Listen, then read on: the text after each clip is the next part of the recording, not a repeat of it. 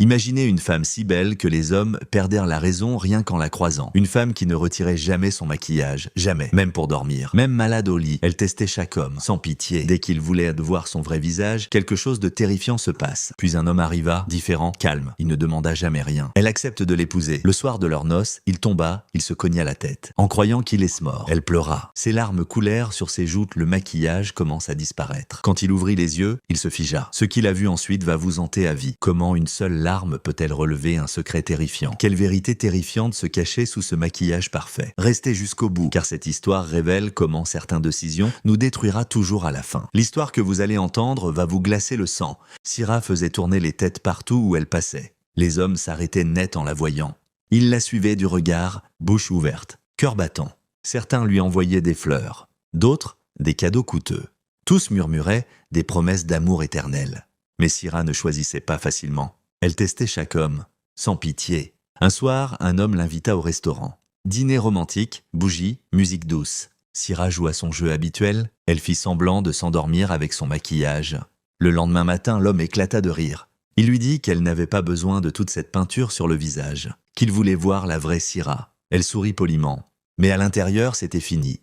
Elle ne le rappela jamais. Un autre l'emmena à la plage. L'eau brillait sous le soleil. Il voulait qu'elle se baigne avec lui. Syrah secoua la tête. Elle dit qu'elle n'aimait pas l'eau. L'homme insista. Il la taquina, tenta de la tirer vers les vagues. Ce fut la dernière fois qu'elle répondit à ses messages. Puis vinrent ceux qui suppliaient, ceux qui voulaient voir son visage naturel. Dès qu'ils posèrent la question, Syrah fermait son cœur. Pour toujours. Elle avait une seule règle.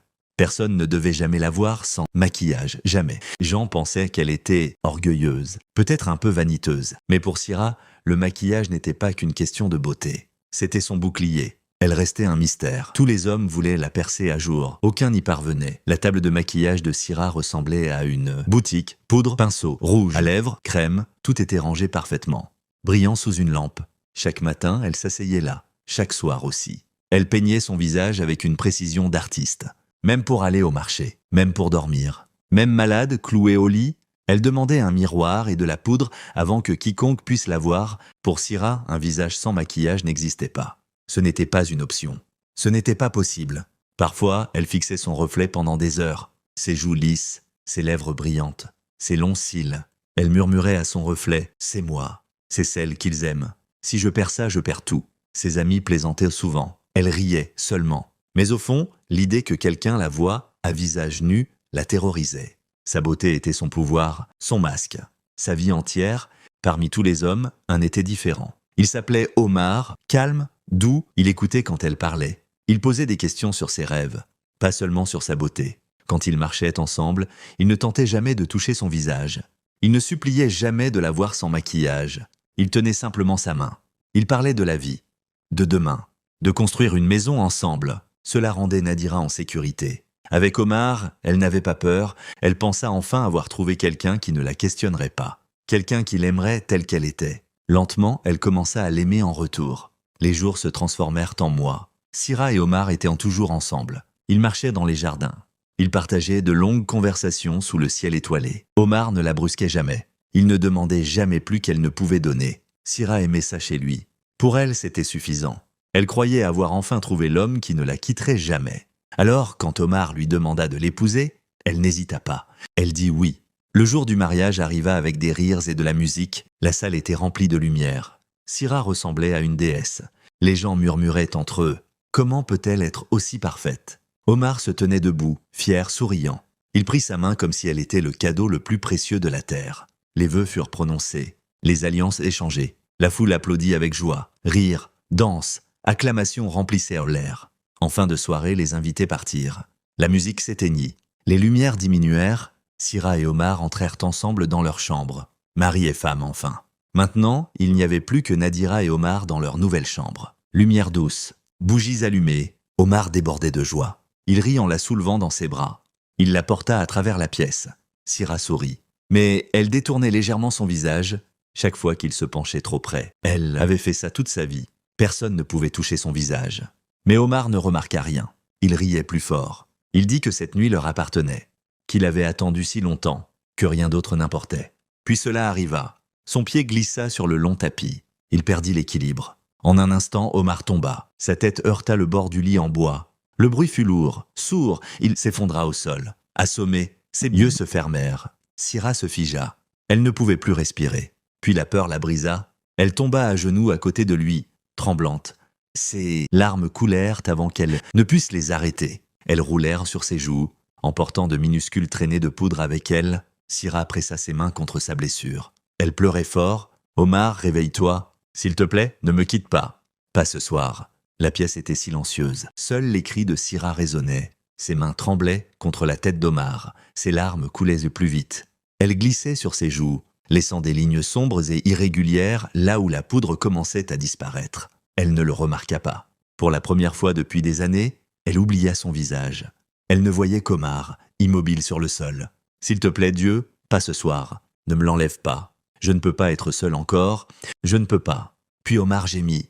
Ses doigts bougèrent. Lentement, ses yeux s'ouvrirent. Syrah poussa un soupir de soulagement. Elle se pencha plus près, mais le visage d'Omar changea soudainement. Ses yeux faibles s'élargirent. Sa bouche trembla. « Syrah, murmura-t-il. » Sa voix était brisée. « Qu'est-ce qui t'est arrivé ?» Syrah se figea. Son cœur s'arrêta. Elle toucha sa joue. Elle sentit quelque chose. Pas lisse, pas doux, mais de la peau sèche. Des lignes, des rides. La poudre se fissurait. Son masque disparaissait. Omar la fixait, choqué. Sa poitrine se soulevait rapidement. Il essayait de comprendre le visage devant lui. Syrah couvrit son visage de ses deux mains. Elle sanglota violemment. Omar se redressa lentement. Il pouvait à peine se tenir debout, mais ses yeux restaient fixés sur elle. La jeune mariée qu'il avait portée quelques instants plus tôt avait disparu. Devant lui se tenait une vieille femme. Peau ridée, lèvres tremblantes. Cheveux fins et gris là où la poudre s'était fissurée. La respiration d'Omar devint plus rapide, plus courte. Il pressa son dos contre le mur, comme s'il essayait de fuir. Ses yeux se tournèrent vers la porte. « Non, non, non, ce n'est pas toi. Ce ne peut pas être toi !» Il essaya de se déplacer vers la porte. Son corps tremblait encore de la chute. Ses jambes vacillaient, mais sa peur le poussait. Il tendit la main vers la poignée. Syrah rampa à travers la pièce. Elle agrippa sa jambe. Sa voix se brisa, lourde de larmes. « S'il te plaît, Omar, ne pars pas. Ne me quitte pas. Je peux expliquer. Je peux expliquer. » Mais le visage d'Omar ne montrait que de l'horreur. La femme qu'il croyait jeune, belle, intouchée par le temps, paraissait maintenant plus âgée que sa propre mère. « Comment est-ce possible ?» cria-t-il. Sa voix tremblait. « Qu'as-tu fait, Syrah ?» Elle secoua la tête. Elle le tenait toujours fermement. « C'est toujours moi. S'il te plaît, ne me regarde pas comme ça. » Ses larmes tombaient sur le sol. Avec chaque larme, plus de son masque se dissolvait. Son vrai visage apparaissait, celui qu'elle avait caché pendant des décennies. La main d'Omar tremblait sur la poignée de la porte. Sa poitrine se soulevait rapidement. Ses yeux étaient remplis de peur, mais Syrah s'accrochait à lui. Sa voix se fissurait. « S'il te plaît, écoute-moi avant de partir. Je t'en supplie, Omar. Je suis toujours la femme que tu as aimée. Je suis toujours Syrah. » Omar détourna son visage, mais ses larmes et cette voix tremblante le forcèrent à s'arrêter. Il se laissa retomber au sol. Il serrait sa tête entre ses mains. Il murmurait « Ce n'est pas réel. Tu étais jeune, si jeune et belle. » Les mains de Syrah tremblaient en essuyant ses joues mouillées. Mais ce geste ne fit que révéler davantage son vrai visage. Rides profondes, peau relâchée, les marques d'un siècle vécu, elle prit une profonde respiration. Sa voix était lourde de douleur. « Tout a commencé quand j'avais 35 ans, dit-elle doucement. J'étais fiancée autrefois. Je pensais avoir trouvé mon amour. Mais il m'a quitté pour une femme plus jeune. Mon cœur s'est brisé, Omar. Il m'a anéanti. Je ne pouvais ni manger ni dormir. Je croyais que j'allais mourir. » Sa voix se brisa. Une nuit, j'ai erré à l'extérieur de la ville. Je pleurais comme une folle. C'est là que je l'ai rencontrée. Une vieille femme, une sorcière. Elle a regardé dans mes yeux. Elle a dit qu'elle connaissait ma douleur. Elle m'a offert une poudre qui garderait ma jeunesse, pour qu'aucun homme ne me quitte jamais plus. Les lèvres d'Omar s'entr'ouvrirent de choc. Il ne pouvait pas parler. Syrah continua. J'étais stupide. Je l'ai prise. Et depuis ce jour, tous les hommes que j'ai fréquentés ont vieilli. Ils sont morts. Je les ai fréquentés pour savoir ce que ça faisait d'être aimé, de les voir mourir avant moi. Et j'en ai profité. Mais quand tu es venu, je n'ai aimé que toi. La règle de la poudre était de ne jamais pleurer pour personne. Peu importe quoi. Tous les hommes avec qui j'ai été sont morts. Mais moi, elle toucha sa joue fissurée. Je suis restée la même, jusqu'à maintenant. Elle se pencha plus près, sa voix se brisant en sanglots. Tu comprends, Omar ? Je ne pouvais pas m'arrêter. Je ne pouvais pas être seule. La poudre est devenue ma vie. Sans elle, je ne suis rien. Sans elle, voici qui je suis. Omar la fixait avec incrédulité. Sa voix tremblait. Tu n'as pas 25 ans ?» Elle hocha lentement la tête. Ses larmes coulaient encore. « J'ai 100 ans. » Le silence remplit la pièce.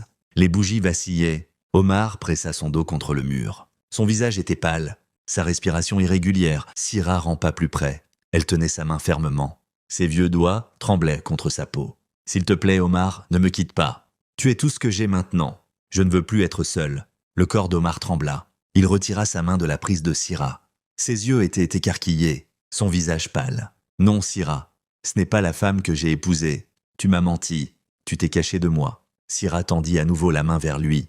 Elle rampait faiblement à travers la pièce. « S'il te plaît, Omar, je l'ai fait parce que j'avais peur d'être abandonné, peur de ne pas être aimé. Ne me quitte pas. S'il te plaît, ne me quitte pas. » Mais Omar recula en titubant. Il se pressa contre la porte. Ses yeux étaient remplis de tristesse et de peur. « Je ne sais même pas qui tu es. » Les mots frappèrent Syrah comme un couteau. Sa poitrine se soulevait rapidement. Ses sanglots devinrent plus forts. Et puis quelque chose commença à changer. Sa peau déjà ridée commença à se plisser plus profondément. Ses cheveux s'amincissaient. Les mèches blanches tombèrent sur le sol. Son dos se courbait davantage. Ses mains tremblaient comme si elle portait un poids. La poudre brisée par ses larmes la quittait pour de bon. Sa jeunesse, volée pendant tant d'années, disparaissait. Omar regardait avec horreur sa mariée vieillir sous ses yeux. Elle vieillissait de plus en plus. 100 ans, 200 ans, 300 ans, chaque seconde lui volait plus de force, plus de vie. « Non » murmura Syrah. Sa voix était sèche et faible. « Pas encore. S'il te plaît, pas encore. » Elle tendit sa main vers Omar. Mais il recula encore. Son cœur déchiré entre la peur et la pitié. La pièce devint froide. Finalement, Syrah s'effondra sur le sol. Son visage était celui d'une vieille femme fragile. Son corps tremblait. Sa voix s'était asséchée, mais elle murmura encore « Je voulais seulement être aimée. Je voulais seulement ne jamais être seule. » Enfin, elle brisa le silence. Puis elle resta immobile. Omar resta figé. Il fixait le corps sans vie et vieilli de la femme qui ressemblait autrefois à une déesse. L'épouse qu'il croyait connaître avait disparu. Ou peut-être n'avait-elle jamais existé. La chambre était silencieuse. Seul le bruit des bougies qui crépitaient. Omar tomba à genoux. Ses mains tremblaient. Il ne pouvait pas détourner les yeux du corps devant lui. La femme qu'il avait portée, dans ses bras quelques minutes, plutôt n'était plus là. À sa place gisait une étrangère, une vieille femme de plusieurs siècles, une menteuse, une sorcière. Il se souvint de son sourire, de sa beauté, de sa main dans la sienne. Tout cela était faux, tout, chaque promesse, chaque regard, chaque mot doux. Tout était construit sur un mensonge, sur une poudre maudite, sur la mort d'autres hommes. Omar sentit la colère monter en lui, puis la tristesse, puis la confusion. Il ne savait plus quoi ressentir. Il avait aimé une illusion. Il avait épousé un fantôme. Il se leva lentement. Ses jambes tremblaient encore. Il regarda autour de lui. La chambre était belle, décorée avec soin. Des fleurs, des bougies, des draps blancs. Tout était parfait pour une nuit de noces. Mais cette nuit s'était transformée en cauchemar. Omar s'approcha de la fenêtre. Il l'ouvrit. L'air frais de la nuit entra dans la pièce. Il respira profondément. Il essayait de calmer son cœur qui battait trop vite. Il regarda le ciel. Les étoiles brillaient, indifférentes. Le monde continuait comme si rien ne s'était passé. Mais pour Omar, tout avait changé. Sa vie, ses rêves, son avenir. Tout s'était effondré en quelques minutes. Il serra les poings. Il voulait crier, mais aucun son ne sortit. Il était épuisé, vidé, brisé. Derrière lui, le corps de Syrah restait immobile sur le sol. Sa peau était devenue presque transparente. Ses cheveux étaient tombés presque entièrement. Elle ressemblait à une momie, ancienne, oubliée, abandonnée par le temps. Omar se retourna lentement. Il la regarda une dernière fois. Il ne ressentait plus de colère, ni de peur, juste une immense tristesse. Une tristesse pour elle, pour lui, pour tous les hommes qu'elle avait trompés avant lui. Il pensa à sa propre vie, à sa famille, à ses amis. Que leur dirait-il ? Comment pourrait-il expliquer ce qui s'était passé ? Personne ne le croirait. Il penserait qu'il était devenu fou, ou qu'il mentait. Comment pourrait-il prouver la vérité ? Il s'agenouilla à nouveau près du corps. Il tendit la main, hésitant. Puis, il toucha doucement le bras de Syrah. La peau était froide, sèche, comme du papier ancien. Il retira sa main rapidement, un frisson parcourut son dos. Omar se leva. Il savait qu'il devait faire quelque chose. Appeler quelqu'un, expliquer. Mais que pouvait-il dire ? Ma femme est morte. Elle avait 100 ans. Non 200, non. Peut-être 300. Elle utilisait de la poudre magique pour rester jeune. Les gens penseraient qu'il avait tué sa femme, qu'il inventait une histoire folle pour se défendre. Il marcha jusqu'à la porte. Il posa sa main sur la poignée. Puis il s'arrêta. Il ne pouvait pas partir comme ça. Pas encore. Il devait réfléchir. Trouver une solution ? comprendre ce qui s'était vraiment passé. Omar retourna près du corps. Il s'assit sur le bord du lit. Il se prit la tête entre les mains. Les images de la soirée défilaient dans son esprit. La chute, les larmes de Syrah, la poudre qui se fissurait, son visage qui changeait, ses aveux terrifiants, sa transformation finale. Il pensa aux autres hommes. Combien de vies avait-elle détruites pour préserver son secret? Pour garder sa beauté? Pour ne jamais être seul? Omar sentit une vague de dégoût, mais aussi de compassion. Syrah avait été brisée autrefois, abandonnée par l'homme qu'elle aimait. Cette douleur l'avait poussé à faire un choix terrible, un choix qui avait détruit sa vie, et celle de tant d'autres. Il se demanda ce qu'il aurait fait à sa place. S'il avait été abandonné, brisé, désespéré, aurait-il accepté la poudre aussi?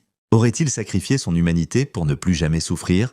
Il ne connaissait pas la réponse, et il était heureux de ne pas avoir eu à faire ce choix. Les heures passèrent. Omar resta assis là, immobile, silencieux. Il ne savait pas quoi faire. Finalement, il entendit des bruits à l'extérieur, des voix, des rires. Les gens commençaient à se réveiller. Un nouveau jour se levait. Omar se leva. Il regarda par la fenêtre. Le soleil apparaissait à l'horizon. Ses rayons dorés éclairaient lentement la ville. La vie continuait. Il se tourna vers Syrah une dernière fois. À la lumière du jour, elle semblait encore plus fragile, encore plus vieille, presque irréelle. Omar savait qu'il devait agir maintenant. Il ouvrit la porte lentement. Il sortit dans le couloir. Il devait trouver de l'aide, raconter ce qui s'était passé. Du moins, une version que les gens pourraient croire. Il croisa un voisin dans la rue. L'homme le salua joyeusement. Il lui demanda comment s'était passée sa nuit de noces. Omar ne put pas répondre. Il se contenta de hocher la tête faiblement. Il marcha jusqu'à la maison d'un ami proche. Il frappa à la porte. L'ami ouvrit, souriant, mais son sourire disparut quand il vit le visage d'Omar. « Qu'est-ce qui ne va pas ?» demanda-t-il. « Tu as l'air terrible. » Omar entra dans la maison. Il s'assit. Il prit une grande respiration. Puis il commença à parler. Il raconta que Syrah était morte pendant la nuit, qu'elle avait eu une crise cardiaque soudaine, qu'il n'avait rien pu faire. Il ne mentionna pas la poudre, ni la transformation, ni les 100 ans, ni les autres hommes. Son ami fut choqué. Il appela immédiatement d'autres personnes. Bientôt, la maison se remplit de gens. Tous voulaient aider Omar, tous offraient leurs condoléances. Personne ne posait trop de questions. C'était une tragédie. Une jeune mariée morte le soir de ses noces. Quelle tristesse, quel malheur. Des hommes retournèrent avec Omar à la chambre. Ils entrèrent. Ils virent le corps. Ils furent surpris. Certains reculèrent. D'autres murmurèrent entre eux. Ce corps ne ressemblait pas à la jeune femme qu'ils avaient vue la veille. Mais personne ne dit rien à voix haute. Ils pensèrent que c'était l'effet de la mort, que le corps changeait rapidement. Ils ne comprenaient pas, et Omar ne voulait pas expliquer. Le corps fut enveloppé dans un drap blanc. Il fut emmené. Préparé pour les funérailles, les jours suivants passèrent comme dans un brouillard. Les funérailles eurent lieu. Beaucoup de gens vinrent. Ils pleurèrent. Ils consolèrent Omar. Ils dirent que Syrah était avec Dieu maintenant, qu'elle était en paix. Omar hocha la tête, mais il ne dit rien. Après les funérailles, Omar rentra chez lui, seul. La maison était vide, silencieuse. Il monta à la chambre, tout était comme avant. Sauf que Syrah n'était plus là. Il s'assit sur le lit. Il regarda la table de maquillage, toutes les poudres, les pinceaux, les crèmes. Ils étaient encore là, brillants, parfaits, inutiles maintenant. Omar s'approcha de la table. Il prit l'une des poudres. Il l'ouvrit. La poudre était dorée. Elle brillait étrangement à la lumière. Il la sentit. Une odeur douce, presque sucrée. Il referma le pot rapidement. Il ne voulait pas y toucher. Il ne voulait pas que cette malédiction continue. Il rassembla toutes les poudres, tous les produits, il les mit dans un sac. Puis il sortit. Il marcha jusqu'à la rivière. Là, il jeta tout dans l'eau. Il regarda les pots couler, disparaître dans les profondeurs. Il espérait que personne ne les retrouverait jamais, que cette poudre maudite ne ferait plus jamais de victimes. Omar rentra chez lui. Il ferma la porte de la chambre. Il n'y retourna jamais. Il vécut le reste de sa vie seul. Il ne se remaria jamais. Il ne parla jamais de ce qui s'était vraiment passé cette nuit-là. Il garda le secret. Pour toujours, la leçon de cette histoire est claire. Tout ce qui brille n'est pas de l'or. La beauté de Syrah cachait une vérité douloureuse. Et quand le masque s'est brisé, tout ce qu'elle avait essayé de protéger s'est brisé aussi. Abonne-toi et active la cloche de notification pour ne pas manquer nos prochaines histoires sur votre chaîne préférée Afro Tales. À très bientôt. Que Dieu vous bénisse.